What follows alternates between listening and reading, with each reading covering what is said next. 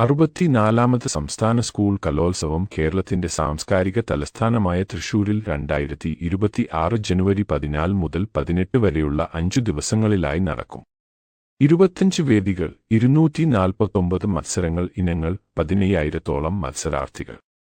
ഏഷ്യയിലെ തന്നെ ഏറ്റവും വലിയ യുവജന സാംസ്കാരിക ഉത്സവമായി കേരള സംസ്ഥാന സ്കൂൾ കലോത്സവം കണക്കാക്കപ്പെടുന്നു.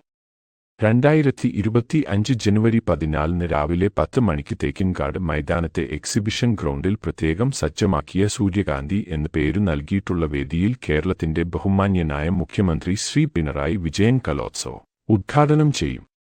മന്ത്രി ശിവൻകുട്ടി അധ്യക്ഷത വഹിക്കുന്ന ചടങ്ങിൽ കേന്ദ്ര സഹമന്ത്രി സുരേഷ് ഗോപി മുഖ്യാതിഥിയായിരിക്കും.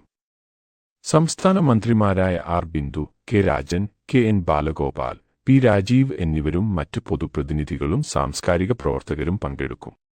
പൂക്കളുടെ പേരുകളിലാണ് വേദികൾ ഓരോന്നും അറിയപ്പെടുക.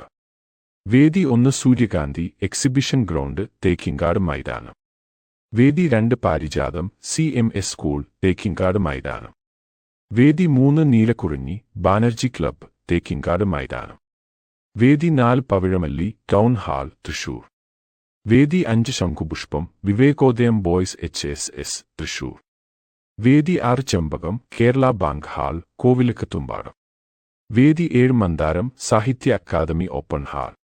വേദി 8 കനകാംബരം സാഹിത്യ അക്കാദമി ഹാൾ. വേദി 9 ഗുൽമോഹർ സെന്റ് ജോസഫ് CGHS. വേദി 10 ചെമ്പരത്തി MTHSS, ചേലക്കാട്ടുകര, കുരിയച്ചിറ. വേദി 11 കർണികാരം കാൽഡിയൻ സീനിയർ HSS. വേദി 12 നിത്യകല്യാണി സേക്രഡ് ഹാർട്ട് CGHSS. വേദി 13 പനിനീർപ്പൂ ജവഹർ ബാലഭവൻ. വേദി 14 നന്ദ്യാർവട്ടം ഹോളി ഫാമിലി CHSS. വേദി 15 ഡാലിയ ഹോളി ഫാമിലി CGHS. വേദി 16 വാടാമല്ലി CMSHSS. വേദി 17 മുല്ലപ്പൂവ് CMSHSS. വേദി 18 ആമ്പൽപ്പൂവ് ഗവൺമെന്റ് മോഡൽ ബോയ്സ് HSS. വേദി 19 തുമ്പപ്പൂവ് ഗവൺമെന്റ് മോഡൽ ബോയ്സ് HSS. വേദി 20 കണ്ണാന്തളി സെന്റ് ക്ലെയേഴ്സ് കോൺവെന്റ് GHSS. വേദി 21 പിച്ചകപ്പൂ സെന്റ് തോമസ് കോളേജ് HSS. വേദി 22 ജമന്തി സെന്റ് തോമസ് കോളേജ് HSS. വേദി 23 തെച്ചിപ്പൂവ് സെന്റ് തോമസ് കോളേജ് HSS. വേദി 24 താഴമ്പൂ സെന്റ് തോമസ് കോളേജ് HSS. വേദി 25 AM Vijayan sports complex, Lalur. 64ാമത് കേരള സംസ്ഥാന സ്കൂൾ കലോത്സവം 2026 ലോകം മുഴുവൻ ഉള്ളവർക്ക് കാണിച്ചു കൊടുക്കാനായി നമ്മുടെ ടെലിവിഷൻ ചാനലുകൾ വളരെ വിപുലമായ ഒരുക്കങ്ങൾ തന്നെ നടത്തുന്നുണ്ട്.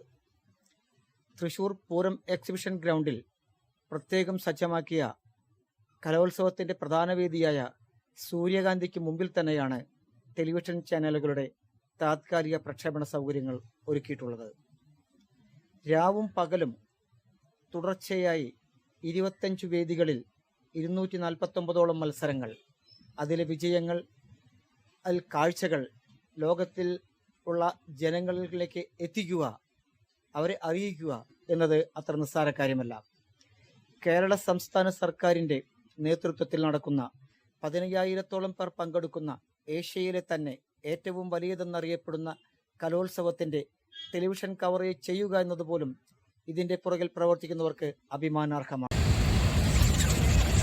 നമ്മുടെ NSSന്റെ കുട്ടികൾ വളരെ പിന്നിലിരിക്കുന്നവരുണ്ട്. അവരെല്ലാവരും കയ്യിൽ മുന്നോട്ട് വരുന്നു. അവിടെ മുമ്പിലുള്ളതായ കസേരകൾ ഒഴിഞ്ഞു കിടക്കരുത്. എല്ലാ കുട്ടികളും ഫ്രണ്ടിലോട്ട് കയ്യിലിരിക്കും.